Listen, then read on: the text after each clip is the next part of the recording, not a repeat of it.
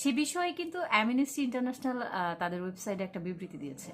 আমি বিবৃতিটা বাংলায় অনুবাদ করে হুবহু পড়ে শোনানোর চেষ্টা করছি। আহ, তারা এখানে প্রথমেই যে ইন্ট্রোটা দিয়েছেন আমি সেটা আগে পড়ি। বাংলাদেশ শব্দটা লেখার পরে লিখেছেন, শেখ হাসিনার বিরুদ্ধে মৃত্যুদণ্ড ন্যায় বিচারের পথ নয়। ২০২৪ সালের গণহত্যার ভুক্তভোগীরা এখনো বিচার পাননি। মানে তারা বলছেন যে এই শেখ হাসিনার বিরুদ্ধে মৃত্যুদণ্ডটা আসলেই সঠিকভাবে ন্যায় বিচার হয়নি। এরপর আসেন যে তারা আসলে কি বলছে। বাংলাদেশের আন্তর্জাতিক অপরাধ ট্রাইব্যুনাল আজ সাবেক প্রধানমন্ত্রী শেখ হাসিনা এবং সাবেক স্বরাষ্ট্রমন্ত্রী আসাদুজ্জামান খান কামালকে অনুপস্থিতিতে মানবতা বিরোধী অপরাধে দোষী সাব্যস্ত করে মৃত্যুদণ্ডে দণ্ডিত করার পর অ্যামনেস্টি ইন্টারন্যাশনালের সেক্রেটারি জেনারেল অ্যাগনেস কালামার্ড বলেন, ২০২৪ সালের জুলাই ও আগস্টের ছাত্র নেতৃত্বাধীন আন্দোলনের সময় সংগঠিত গুরুতর মানবাধিকার লঙ্ঘন ও মানবতা বিরোধী অপরাধের অভিযোগের যাদের ব্যক্তিগত দায় আছে তাদের অবশ্যই স্বাধীন, নিরপেক্ষ এবং ন্যায় বিচারের মাধ্যমে তদন্ত ও বিচার করতে হবে।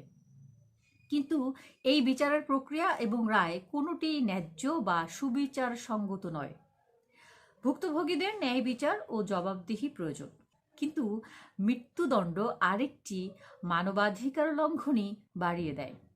এটি চূড়ান্তভাবে নিষ্ঠুর, অমানবিক ও অবমাননাকর শাস্তি এবং কোনো বিচার প্রক্রিয়ায় এর স্থান নেই। তার মানে বলছে কোনো বিচার প্রক্রিয়াতেই এই ধরনের কর্মকাণ্ডের স্থান নেই। পরেরটা পড়ি। ২০২৪ সালের জুলাই ও আগস্টের মধ্যে ১৪০০-এর বেশি মানুষ নিহত এবং হাজারো মানুষ আহত হয়েছিল। বেঁচে থাকা ব্যক্তি ও ভুক্তভোগীর জন্য ন্যায় বিচার নিশ্চিত করতে আন্তর্জাতিক মানবাধিকার মানদণ্ড অনুযায়ী কঠোরভাবে স্বাধীন ও নিরপেক্ষ বিচার প্রক্রিয়ার প্রয়োজন ছিল। কিন্তু এর পরিবর্তে এই বিচার এমন একটি ট্রাইব্যুনালে পরিচালিত হয়েছে যেটির স্বাধীনতার অভাব এবং অন্যায্য বিচারের ইতিহাস নিয়ে অ্যামনেস্টি ইন্টারন্যাশনাল দীর্ঘদিন ধরে উদ্বেগ প্রকাশ করে আসছে। পাশাপাশি আসামিদের অনুপস্থিতিতে অস্বাভাবিক দ্রুততার সঙ্গে বিচার পরিচালনা ও রায় প্রদান, বিশেষত এত বড় ও জটিল মামলার ক্ষেত্রে গুরুতর ন্যায্য বিচারের প্রশ্ন তোলে।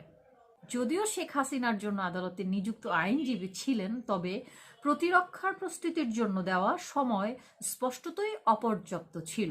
তদুপরি পরস্পর বিরোধী বলে বিবেচিত প্রমাণসমূহের জেরা করার অনুমতি না দেওয়ার অভিযোগ পরিস্থিতিকে আরও উদ্বেগজনক করে তুলেছে। এটি কোনো ন্যায্য বিচার ছিল না। ২০২৪ সালের জুলাই মাসের ভুক্তভোগীদের জন্য